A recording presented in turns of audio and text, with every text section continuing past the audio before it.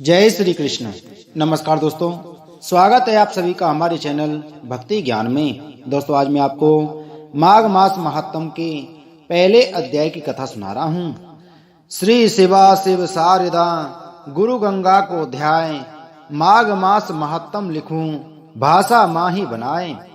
नैमी सारण तीर्थ पर इकट्ठे हुए 88,000 ऋषि प्रार्थना करते हुए सूत जी से कहने लगे, हे सूत जी, आप प्राणियों का हित करने वाले तथा वेद शास्त्र के धर्म को मानने वाले हैं। अब आप भोगों और मोक्ष को प्रदान करने वाले माघ मास के महात्म का वर्णन करते हुए हमारे संदेह का नाश कीजिए। ऋषियों के यह नम्रता युक्त वचन सुनकर सूत जी कहने लगे, हे मुनीश्वरों, आप लोग धन्य हैं जो भगवान आनंद कंद मुरली मनोहर की भक्ति में तत्पर रहकर सदैव उनके गुणानुवाद सुनने की इच्छा रखते हो। हे मुनीश्वरों, अब मैं आपके सामने उस माघ महात्म का वर्णन करूंगा जिसके पुण्य के प्रताप से स्त्री पुरुष समस्त पापों से मुक्त हो जाते हैं। इसी महात्म को इससे पहले भगवान शंकर ने भगवती पार्वती जी को सुनाया था। इसे ध्यान से सुनो।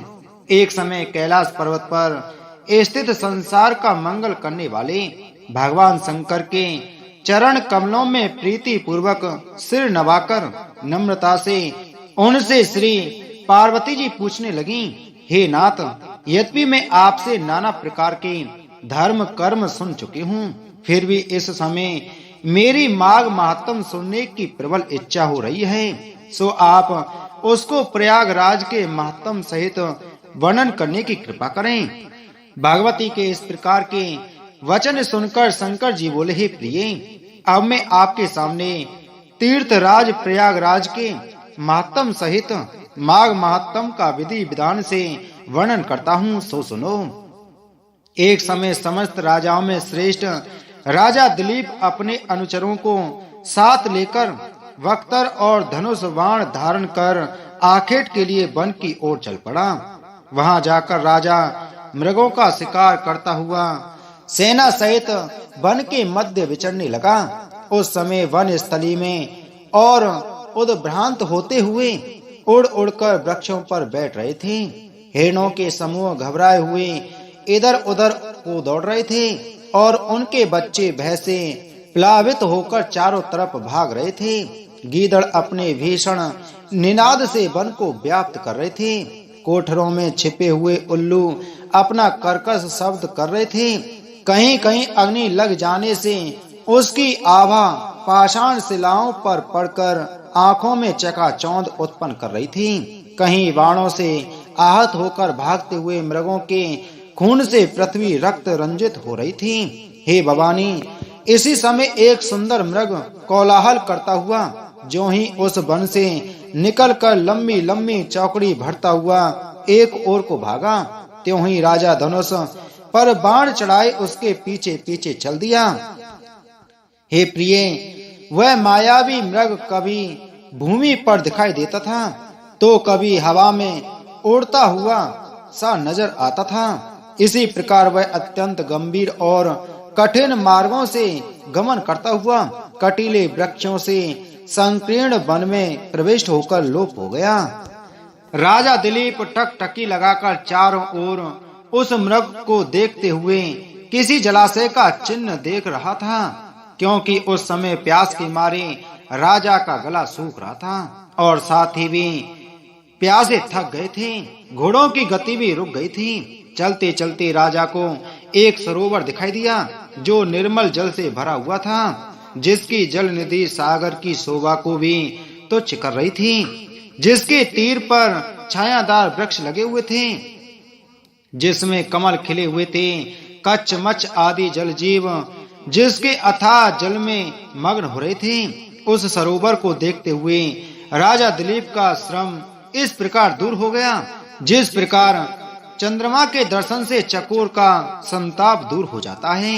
इसके बाद घोड़ों से उतरकर राजा ने उस सरोवर में स्नान और जलपान किया तथा अपने साथियों को विश्राम करने की आज्ञा देकर संध्या वंदन आदि क्रिया करने के पश्चात भोजन किया। इस प्रकार अपने साथियों सहित राजा ने उसी सरोवर पर ठहरने का विचार किया तो सब अनुचरों ने अपनी सम्मति प्रदान करते हुए रात्रि को वन पशुओं को पकड़ने की इच्छा से उसी सरोवर पर जाल लगा दिया। जिस समय राजा दिलीप और उसके शिकारी अनुचर रात्रि को गपशप लड़ाते हुए जाल में किसी अन्य जीव के फंसने की कामना कर रहे थे, उसी समय प्यास से पीड़ित एक जंगली सूकरों का समूह वहां आकर ज्यों ही पानी पीने को सरोवर में घुसने लगा, त्यों ही जाल की मजबूत रस्सियों में फंसकर किंकर्तव्य मूढ़ की भांति हो गया। सूकरों को जाल में फंसा हुआ जानकर राजा सहित सब शिकारी उन पर टूट पड़े और अपने तीर तलवारों से उन्हें घायल करते हुए आनंद में मग्न होकर बार-बार चिल्लाने लगे। थोड़ी ही देर में सूकर समूह बाण भालों से बिंधकर भूमि पर गिर पड़ा। शिकारी लोग उन्हें घोड़ों पर लादकर राजा सहित अपनी नगरी की ओर चल पड़े। इस प्रकार मरे सूकरों को लादे हुए राजा दिलीप अनुचरों सहित गमन कर रहे थे कि सरोवर में थोड़ी दूर मार्ग में उन्हें एक तपस्वी ब्राह्मण मिला, जिसके मुखमंडल से तेज टपक रहा था। वह बलकल वस्त्र और जटा युक्त धारण किए हुए साक्षात शिव मूर्ति सा दिखाई दे रहा था। भगवान शंकर बोले, हे प्रिय, इस तरह उस बूढ़े तपस्वी और तेजस्वी ब्राह्मण को देखकर राजा अवाक रह गया और संभ्रम पूर्वक उसे मार्ग दे हाथ जोड़कर खड़ा रह गया। तब उस तपस्वी ने परोपकार की भावना को लेकर राजा दिलीप से कहा, हे राजन, कहाँ तो यह माघ मास का पवित्र महीना और सुबह का पुण्य काल, और कहाँ आपका इस तरह जीवों का संहार करते हुए घर को लौटना, बड़े ही खेद की बात है। अगर तुम जैसे राजा ही मांस मदिरा का सेवन करेंगे तो इस संसार का क्या होगा। तुम्हें तो माघ मास का स्नान प्रयाग आदि तीर्थों पर करते हुए माघ मातम की कथा का श्रवण करना चाहिए, तभी तुम्हारा उद्धार होगा। इति श्री माघ मास महात्म पहला अध्याय समाप्त। बोलो माघ मास महात्म की जय। बोलो विष्णु भगवान की जय।